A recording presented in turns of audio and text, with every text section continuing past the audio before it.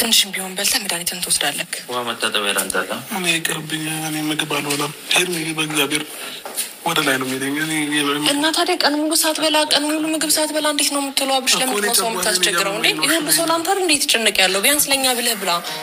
የሚወድሽ ልቤ ሁኔታው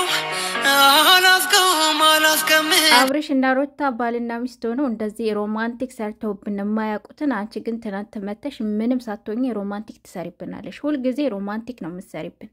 ድብና አርገሽ እኮ ነው አብርሽን የምትፈልጊው። በቃ ከአብርሽ ጋር ማለት ከሩታ ጋር ይታረቁ ምናምን የውሸት ነው። በቃ ላፍሽ ነው ሰው እንዳይወቅስሽ ምናምን ነው እንጂ ትፈልጊዋለሽ። ድብና አርገሽ በቃ አብርሽና ሩታ እንዲለያዩ ትፈልጊያለሽ። ሰላም አለይኩም፣ እንዴት ናችሁ ውድ ቤተሰቦቼ? ትናንት አብርሽ ቤቱ ጨነቀኝ ላብድ ነው ብሎ ቤቱን ጥሎ ሌላ ሆቴል ተከራይቶ ነበረ እና አቤላ ደግሞ በእግር በፈረስ ብለው አፈላልገው አግኝተውት እዚህ ቦታ አይገባህም፣ ምክንያቱም ሰይጣን ያሳስትካል እዚህ መሆን የለብን ብለው ማለት ነው። ልክ ጫካ እንዳለ ወይ ደግሞ ጎዳና እንደወደቀ ሰው ያክል ነበረ እንደዛ አካብዶ ምናምን በቃ እንደ እንቁላል የተንከባከቡት። እንደ እንቁላል ያለደ እንዳይሰበር እንደ ህፃን ልጅ ነበረ ሲያውት የነበረውና እንደዛ አይነት ወዳጅነት እንደዛ አይነት ጓደኝነት አለ እንደ ጋይስ። እና እንግዲህ ተቆጥተው ምን ብለው እንግዲህ ዛሬ ወደ ቤቱ ወስደውታል። ቤቱ ሲወስዱት ደግሞ ያው ትናንት አይታለች መሰለኝ ሄርሜላ ማለት ነው። እንደዚህ ስትሆን ማየት አልችልም ብላ እንግዲህ ዛሬማ አገልግሎም አልቀራትም። እንግዲህ ምግብ ሁሉ ቋጥራ ነው የመጣችው እንደ ልማዷ እንግዲህ ከው እያለች አብርሽ ጋር ሄዳ እንግዲህ ሮማንቲኳን ስትሰራ ነበር። ሮማንቲክ ነው እየሰሩ የነበረውና አብርሽ ትናንት ጨነቀኝ ላብድ ነው ነበር ሲል የነበረው። ዛሬ ደግሞ በቃ ጨጓራዬን ይላል ወደ ላይ ይለኛል አለ። በቃ ምግብ ስበላ ወደ ላይ ይለኛል። ግን ሁለት ጉርሻ ስትጎርስ ለምን ወደ ላይ አላለህም ማለት ነበረበት እኮ። እውነቴን ነው ብላችሁና ጨጓራ ከሆነ ሳትበላው ልክ እንደገና ደግሞ በዛ ላይ ሁለት ጉርሻ ስትጎርስ ያምክ ነበረ። ግን አላመመህም።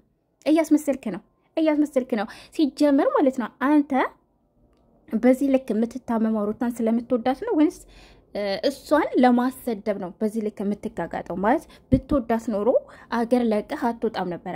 አገር ለቀህ ለመውጣትም አታስብም ነበረ። ባለፈው ምን ስትል ነበረ? እኔና ሩታ መስማማት አንችልም፣ አብረን መቀጠል አንችልም። ስለዚህ በቃ ወደ መጣውበት ሀገር መመለስ አለብኝ፣ እዛ ጥሩ ነው ለኔ ምናምን እያልክ ነበር አይደለ?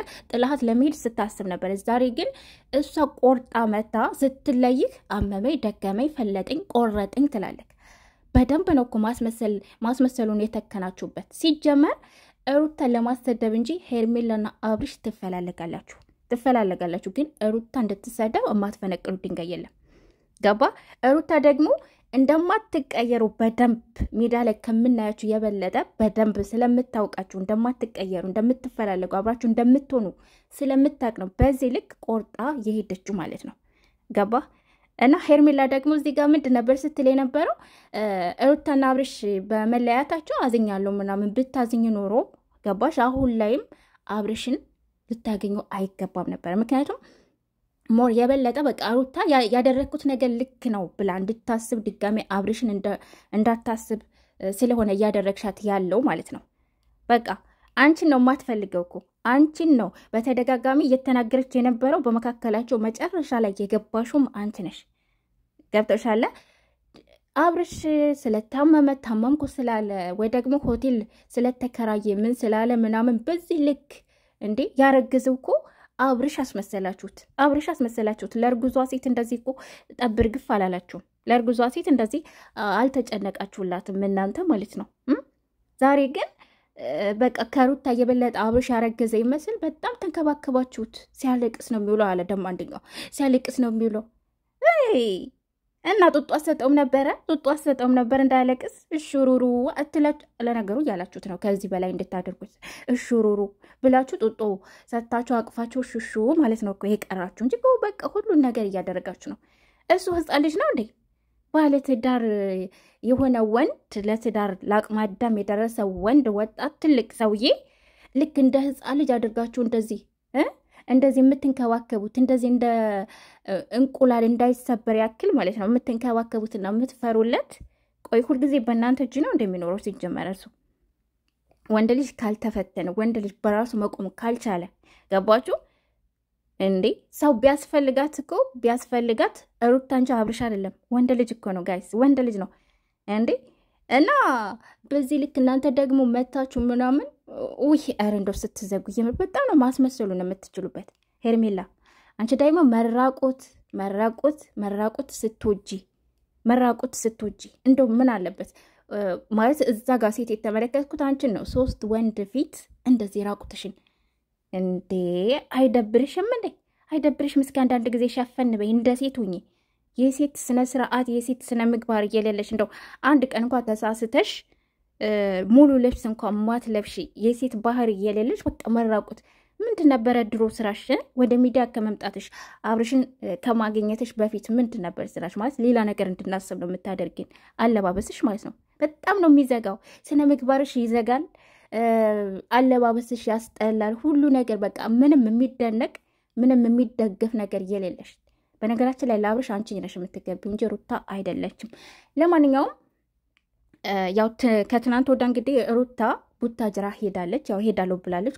ቤተሰቦቿም ሲናገሩ ነበር ሩታ ትመጣለች በአለም ነው ዝግጅት ላይ ነው ብለው ነበርና ያው እንግዲህ ሁላቸውም በነገራችን ላይ ሁላቸውም ቡታጅራ ናቸው። ሁላቸውም አብርሽ እና ሄርሜላ እንዳጠቃላይ የአብርሽ ጓደኞችም የጽጌ ጓደኞችም ቡታጅራ ናቸው። እውነቱን እንናገር ከተባለ ሁላቸውም ቡታጅራ ናቸው። ተከትለዋት ሩታን ሄደዋል። ገባችሁ? የተከራዩትም አንድ ሆቴል ነው። ያንን ደግሞ እነ ጽጌ ኢንስታግራም ገብታችሁ ማየት ትችላላችሁ። ጽጌ ቤዛ ማናት ደግሞ አንዷ ቤቲ ነው ማና አላቅም። ብቻ ግን የጽጌ ጓደኞቹ ሁለቱን ታውቋቸዋላችሁ ብዬ አስባለሁ። በእነሱ ኢንስታግራም እንግዲህ ያለውን ነገር ፖስት አድርገውታል። ስለዚህ ያሉት ቡታጅራ ነው። ይህ ቪዲዮ ደግሞ ምንድነው ወደ ቡታጅራ ከመሄዳቸው በፊት በነገራችን ላይ ጎበዝ ናቸው፣ የምር ጎበዝ ናቸው፣ ይችላሉ። አዘጋጅተው ያስቀመጡት እንጂ አሁን አብርሽ አዲስ አበባ ስለሆነ አይደለም። ተከትለዋት ሄደዋል። ሩታን ማለት ነው ቡታጅራ ድረስ ተከትለዋት ሄደዋል። አላማቸውን እየቀጩ ያለው ቡታጅራ ነው ማለት ነው። እድሜ ለእናንተ ለኦዲየንስ ግን ማለት ነው እረፍት እንኳ አይሰጧቸውም። ለሩታና ለኦዲየንስ እረፍት አይሰጡ፣ ክብር የላቸው። የምር አብርሽ እኮ ማለት ነው ጓደኞችን ቤተሰቦችን ቢያንስ ቀይረሃል። ሩታ ግን ማንን ቀይራለች?